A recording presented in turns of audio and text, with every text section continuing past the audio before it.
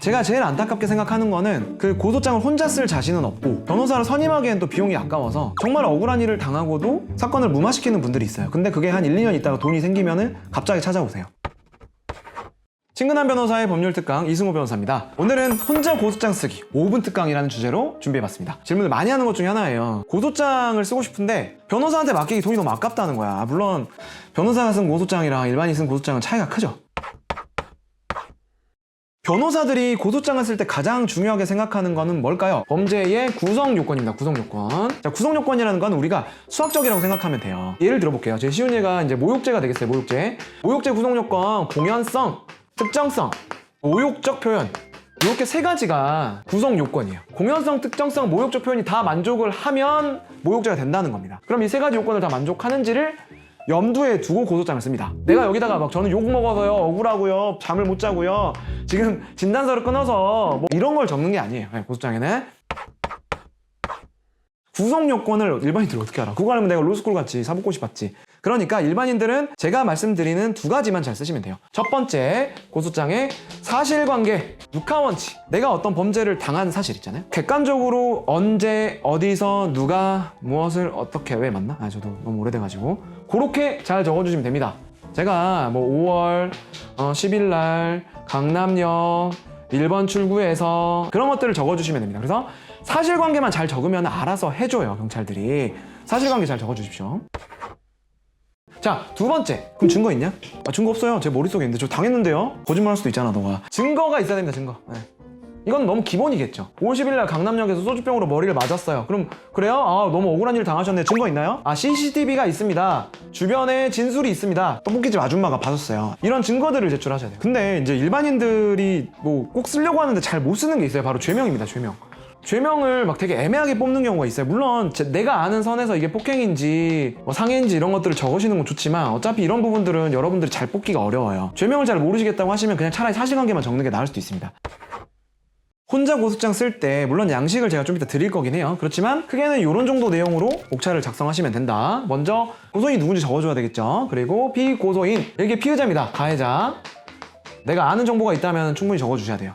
핸드폰 번호 같은 거만 적어줘도 됩니다. 이름 몰라도 돼요. 이름도 모르고 성도 모르고 전화번호 모른다? 그럼 모른다고 적으시면 됩니다. 불상 적으시면 되고요. 고소 취지는 이제 쉽게 말해서 어떤 죄명으로 고소하는지 라는 건데 뭐 아는 한에서 적어주시면 됩니다. 뭐 누구누구를 뭐 강간으로 고소하고 싶다 이렇게 생각하시면 되고요.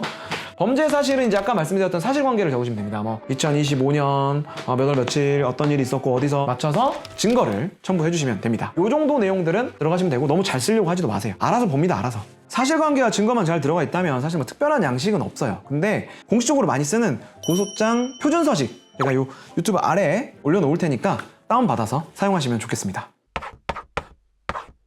자, 고소장은 어디다 제출해야 되느냐? 고소장은 기본적으로 내가 피해자잖아요. 내가 고소인이야. 혐의를 받는 피의자, 피고소인이 있죠? 그러면은 일반적인 생각으로는 내가 억울한 사람이잖아. 내가 피해를 입었잖아. 그럼 어디 쪽에 내야 될 것 같아요? 피해자 쪽에 내야 될 것 같죠? 그렇지 않아요.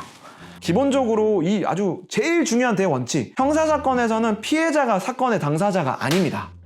네, 사건의 당사자는 피의자예요. 피의자. 피의자가 잘못했는지 안 했는지를 따지는 소송입니다. 나중에 공격을 피해자가 하는 것 같잖아요. 근데 아니에요. 그럼 누가 이 사람을 공격하냐? 누가 공격하죠? 우리 맨날 드라마에 나오는 우리 검사님, 막 범죄의 전쟁에 나오는 우리 검사님이 공격을 하는 거예요. 이 둘이서 싸우는 겁니다. 엄밀히 따지면. 나는 사건의 당사자가 아니라는 점을 이해한다 그러면은 내가 강남 살아요. 이 사람이 마포 살아요. 그럼 어디다 내야 될까요?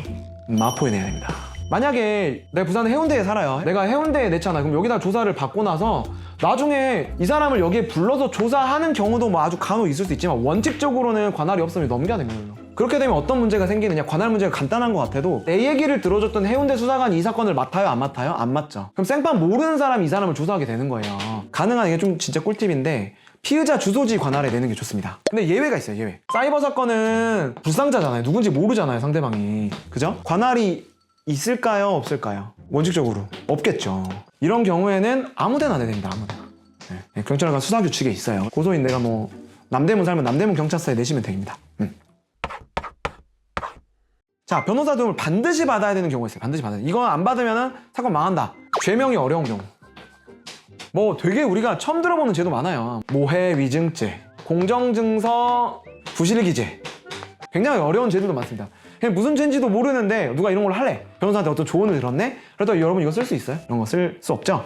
그리고 뭐 제목은 어렵지 않지만 이제 재산범죄들이 좀 어렵습니다. 횡령, 배임, 사기 이런 재산범죄들은 실제로 좀 의뢰인분들이 혼자 자료 정리하고 고소장을 좀 짜기가 좀 어렵다. 흔히 이제 좀 법리가 복잡한 죄들은 변호사의 도움을 좀 받는 게 좋습니다. 자, 둘째, 증거가 없는 경우. 좀 찾아주세요 하면서 고소장이 들어가야 되는 경우입니다. 우리가 도움을 청해야 되는 거죠. 진술의 신빙성만으로 다투는 범죄들이 있죠. 예를 들면 대표적으로 강간죄 같은 것들. 대다수의 성범죄, 특히 이제 방 안에서 있는 범죄들 이런 것들은 증거가 없습니다. 증거는 없고 저쪽은 되게 말 잘해 변호사 써가지고 그러면은 입증이 안 되는 경우도 있습니다. 증거가 없는 범죄의 경우에는 혼자 고소장 쓰기가 좀 쉽지 않다. 그리고 변호사의 도움을 좀 어떤 식으로든 받는 게 좋다라고 말씀을 드리고 싶습니다. 세 번째, 맞소송의 위험이 있는 경우. 보통 남녀 다툼, 사업하는 사람들끼리 술 먹고 이런 사건들의 경우에는 맞소송이 일어날 경우가 높습니다. 예를 들면 내가 폭행으로 먼저 고소를 했는데 저쪽에서 뭐 강제추행으로 고소가 오고 그러고 나서 또 내가 뭐 무고로 가고 무고에 무고가 오고 이런 경우가 있습니다. 그리고 술 먹고 폭행하는 경우에도 대다수는 한 명만 때리지 않아요. 막다가 상대방을 또 때리고 하기 때문에 이런 경우에는 이제 맞고소의 위험이 있기 때문에 그때는 좀 조언을 받아서 진행하는 게 좋겠다. 방어 겸 공격을 하는 거죠.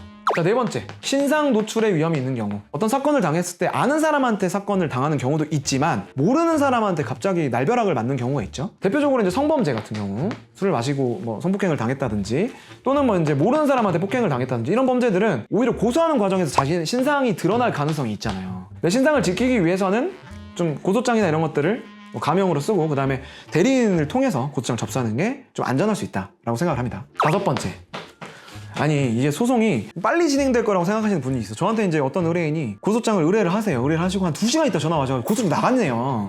급하시죠. 급하고 마음이 힘들고 막 빨리 해결하고 싶 당연히 이해합니다. 그렇지만 평균적으로 뭐 고소 사건이 경찰에 약식 처분이 나는 게 진짜 빨라도 3개월에서 6개월 정도 걸리는 것 같거든요. 뭐 재판까지 간다 그러면 2년까지도 걸리겠죠. 근데 이렇게 걸리는데 내가 지금 폭행 하나 했는데 지금 사건을 그렇게 오래까지 끌고 가야 되냐, 이 자체로 스트레스인 분들도 많습니다. 그런 경우에는 이제 변호사 도움을 좀 받는 것이 좋겠다. 자, 이상 혼자 고소장 쓰기 5분 특강을 진행해봤습니다.